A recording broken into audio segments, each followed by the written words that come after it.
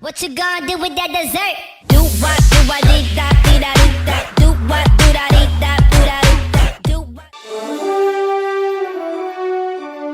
Hi, I'm Reese Murray. And I'm McGinley Tierney. Welcome to UJHS High Broadcast. We recorded some of the teachers getting water dumped on them to raise awareness for the Special Olympics. Here's the video.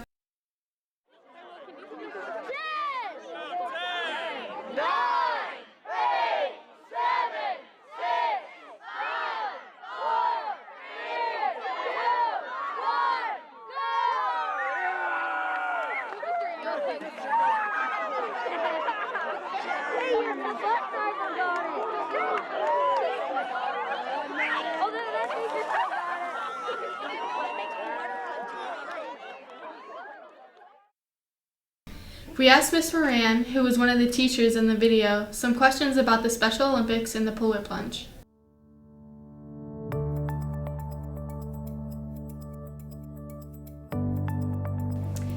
It was this year's Polar Plunge virtual challenge since we weren't able to be in a large group. We typically do it at the lake. Raise money for the Special Olympics.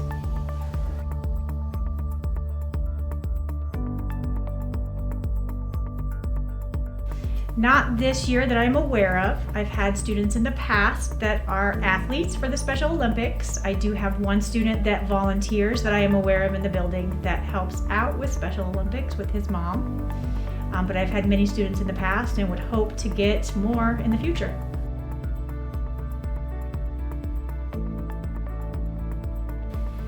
I have been a volunteer track coach for the Special Olympics for quite a few years. I worked in a home for adults with disabilities, and the excitement that they have when they win a gold medal is heartwarming and amazing, and they get to learn all kinds of teamwork and sportsmanship and just being able to compete.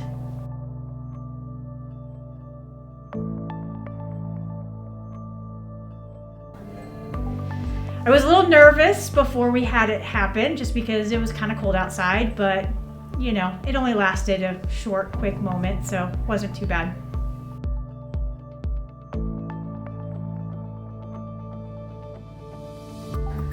I have been doing the polar plunge for Special Olympics since 2007, so very long time. And we've done different things. I had one year where they couldn't get the ice broken at the lake and they had to hose us off with fire hoses.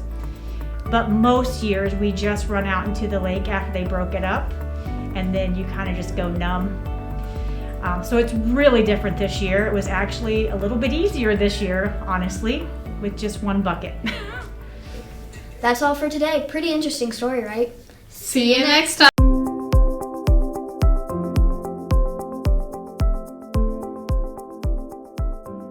Hi, I'm Tyshawn.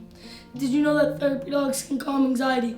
They can also give people a feeling of comfort. In fact, before therapy dogs were officially a thing, dogs were used during World War II to comfort wounded soldiers while they were healing. And therapy dogs help a variety of people, including those with autism. Copper and Cash made the atmosphere way less stressful at United Junior High School this year, and we were very lucky to have them here. Now, roll over to the clip with Copper and Cash.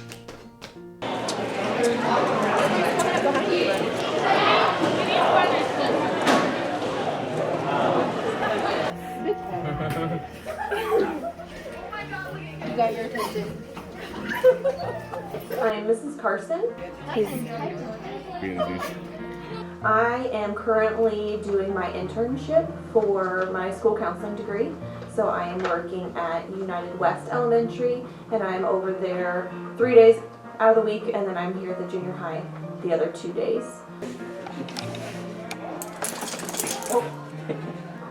Before that, I was a special education teacher at the high school for 5 years.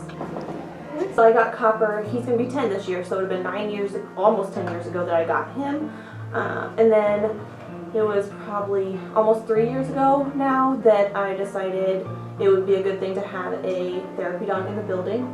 And so I started the process of getting him certified, and then decided I wanted to get another dog to start that training process so that Copper can retire at some point and get Cash started in it too. So did you get these two as puppies? Yes, we got both of them as puppies. Ah. And Cash we just got last summer, so he's not even a year old yet. He'll be a year old in May. I was double checking.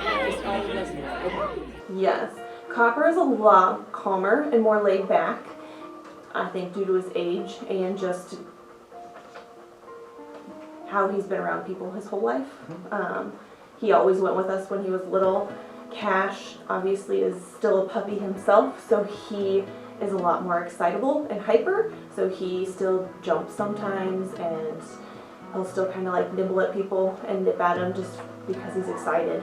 So he has some training left. Little playful bites. Yes, little playful bites. Did they go to dog school for therapy? If so, what dog school? They did not. For Copper's training, I went through Alliance of Therapy Dogs, and for that we just had to meet with a trainer, and they just kind of like, they'll pull on his ears and pull on their tail and just kind of see how they're going to react, mess with their feet, have me walk them down the hallway and they'll run past us just to kind of see how they're going to react. And then we had to we went to the hospital in Galesburg and did supervised visits, visiting patients. And after we had I think it was 3 visits that we had to do supervised, then we were certified. What are Copper and Cash's main strengths when they're around kids? Copper's is definitely his calm. I feel like that really, the kids feed off of that. It calms them down. He's just laid back and relaxed. I feel like Cash is more the cheerful one. I think they both are cheerful just because they're dogs and I love dogs, and I feel like for animal lovers it just brightens the day. But Copper more has that relaxed, calming sense, whereas Cash is more just the excitable, fun, energetic one. How have Copper and Cash helped you with your work as a counselor? Having them in the room, I feel like just helps have that calming presence. It gives the kids something to start the conversation and just help them feel more calm and comfortable. Do your dogs have any tricks? Copper has some, Cash does not. Cash is sort of getting up off the chair. He might jump down here for you.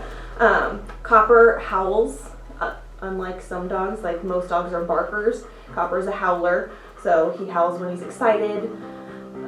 There's a lot of people that have treats for him, and so he will be noisy and loud and howl at them for his treats. Copper can sit, he can shake, and he can now beg, which I'm not super proud of, but that's what he does. We're just glad to be here and happy that the dogs can bring the joy to everyone else that they bring to me. So.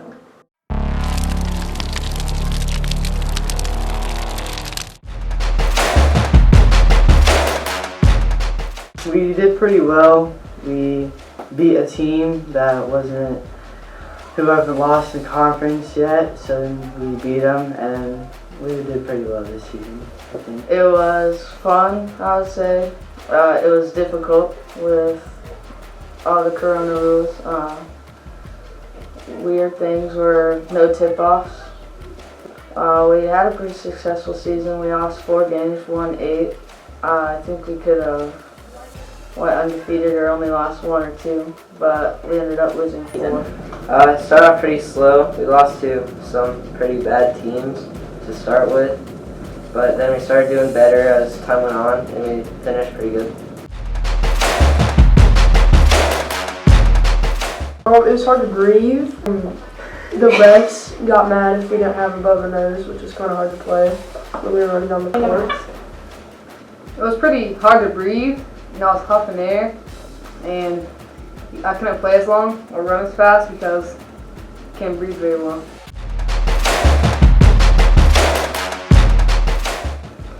My favorite part was probably beating the #1 team in our conference, and by a decent bit as well.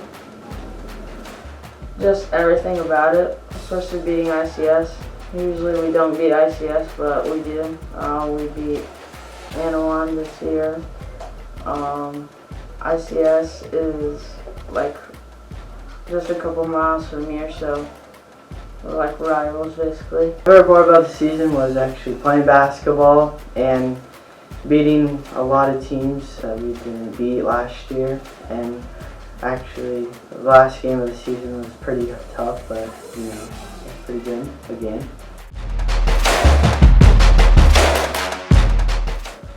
One, that we had a successful season. The chemistry was very good. We beat Anna one, and we lost to them twice last year. And I feel like towards the end of the year especially, we played a lot better than we did to start with.